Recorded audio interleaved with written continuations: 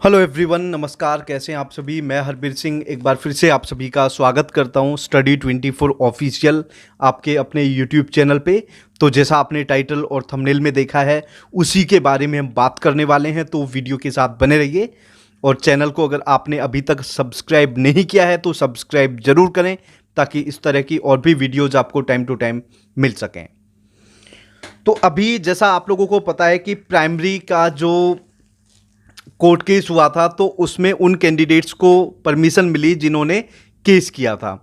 तो ऐसे में कुछ लोग ऐसा सवाल कर रहे थे कि हमारी समानता का अधिकार जो था उसका हनन हुआ है, और इसके अलावा सबको ये मिलना चाहिए था चांस। हालांकि देखो, मैं तो खुद ये चाहता हूँ कि सबको मिले। आयु सीमा अपने आप में बिल्कुल कम है, लेकिन मैंने इससे पहले भी बोल दिया था कि ऐसा हो सकता है कि सिर्फ इन कैंडिडेट्स को ही परमिशन मिले, और मैंने ये बोला था ज़्यादा चांसेस हैं कि सिर्फ इन कैंडिडेट्स को चांस मिले। तो इसका मतलब मुझे आइडिया था इस चीज़ का, क्योंकि मैंने बहुत सारी ऐसी चीज़ें देखी हैं। उन्होंने बोला ऐसा कहीं होता ही नहीं है कि सिर्फ उन कैंडिडेट्स को ही चांस मिले, और हालांकि इस पे मैंने वकील साहब से भी बात करी थी और ये बताया था।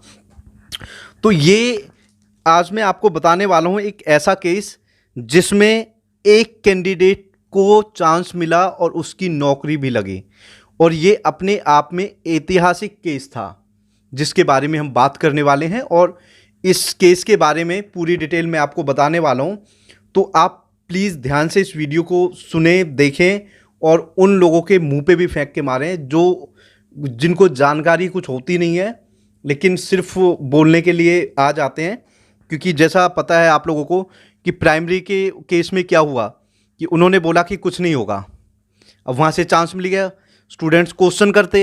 अब उन्होंने क्या प्रोपोगेंडा चलाया कि भाई ये आपके अधिकारों का हनन है, समानता का अधिकार यहाँ पे नहीं है।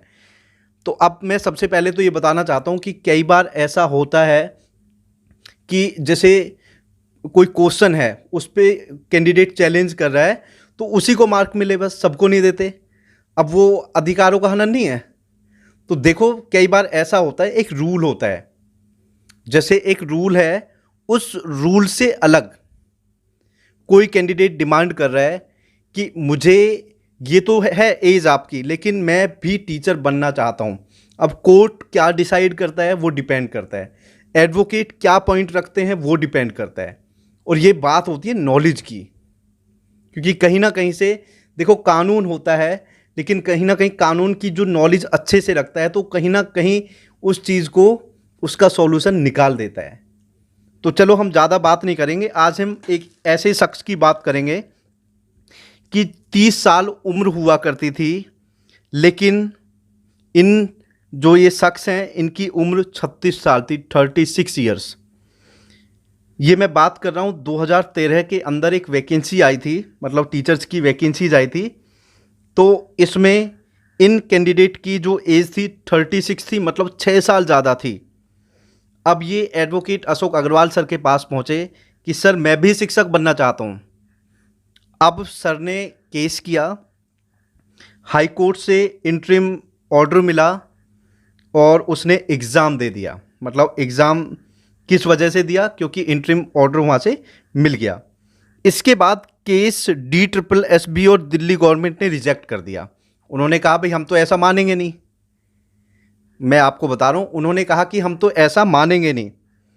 इसके बाद फिर हाई कोर्ट, वहाँ से ऑर्डर आया 2019 के अंदर कि इनको ज्वाइनिंग दी जाए, लेकिन ज्वाइनिंग नहीं दी गई। फिर कंटेम्प्ट करना पड़ा और उनको ज्वाइनिंग मिल गई। तो ये मैं बात कर रहा हूँ एक कैंडिडेट की। आप तो 45 की बात कर रहे हैं, मैं कर रहा हूँ एक कैंडिडेट की बात।